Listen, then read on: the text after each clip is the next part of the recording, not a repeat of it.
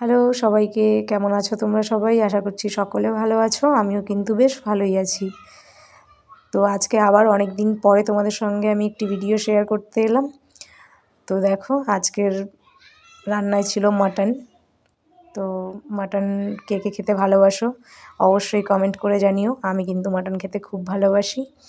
মাটনগুলো আমি এখানে ধুয়ে পরিষ্কার করে নিয়েছি, আর কড়াই বসিয়ে দিয়েছিলাম। কড়াইটাও গরম হয়ে গেছে।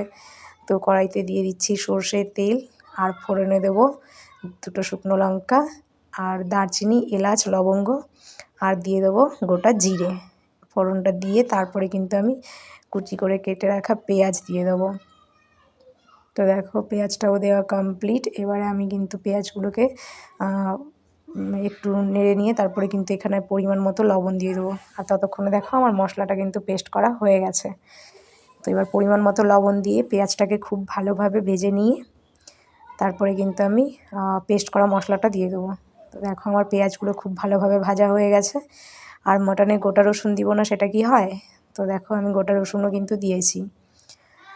তো এবার আমি পেস্ট করা মশলাটা দিয়ে খুব ভালোভাবে কিন্তু মশলাটাকে কষিয়ে নিতে হবে, যাতে মশলার কোনো কাঁচা গন্ধ না থাকে। তারপরে দেখো, এখানে গুঁড়ো মশলাগুলোকে আমি জল দিয়ে একটু মিক্সড করে নেব। তো দেখো, জিরে গুঁড়ো, হলুদ গুঁড়ো আর লঙ্কা গুঁড়ো দিয়ে আমি একটা মিশ্রণ তৈরি করে নিয়েছি। তো গুঁড়ো মশলার পেস্টটা এখন আমি এখানে মশলাতে দিয়ে দেবো। তো এই গুঁড়ো মশলাটা দিয়ে এবার কিন্তু আবার খুব ভালোভাবে কষিয়ে নিতে হবে মশলাটাকে। আর মশলা যত ভালো কষানো হবে রান্না তো ততই ভালো হবে, তাই না? তো দেখো, আমার কিন্তু মশলাটা একদম কষানো হয়ে গেছে। এখন এখানে আমি কিন্তু ধুয়ে রাখা মাটনগুলো দিয়ে দিচ্ছি। সিকিমে কিন্তু মানে মাটন চামড়াওয়ালাই পাওয়া যায়।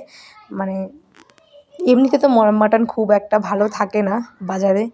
তো অনেকটা দূরে একটা দোকান আছে ভেতর দিকে, সেখান থেকে মাটন নিয়ে এসেছিলো। তো দেখো, মাটনগুলো দিয়ে এবার আমি খুব ভালোভাবে আবার নেড়ে চেড়ে এবার আলু দিয়ে দিলাম, কিন্তু কেটে ধুয়ে রাখা আলু দিয়ে দিলাম। বাঙালি বলে কথা, মাটনে আলু থাকবে না হয়?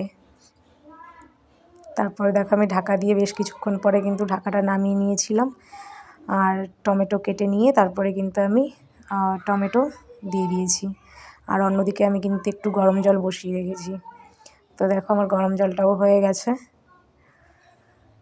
তো এবারে মাংসটা যেহেতু আমার কষানো হয়ে গেছে, তো জলটা দিয়ে এবার অনেকক্ষণ কিন্তু ফুটিয়ে নিতে হবে। তো দেখো, আমার মাটন কিন্তু রেডি। এবারে কিন্তু আমি গরম মশলার গুঁড়ো দিয়ে মাটনটাকে নামিয়ে নেব।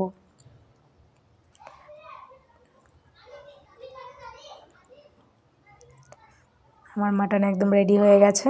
এখন কিন্তু আমি নামিয়ে নেব মাটনটা। তো আমার মাটন কমপ্লিট। তোমরা কে কে মাটন খেতে ভালোবাসো অবশ্যই কমেন্ট করে জানিও। আর ভিডিওটি ভালো লাগলে একটি লাইক কমেন্ট করে দিও। দেখা হচ্ছে আবার অন্য কোনো ভিডিওর সঙ্গে। ততক্ষণের জন্য সুস্থ থেকো, ভালো থেকো। Bye bye.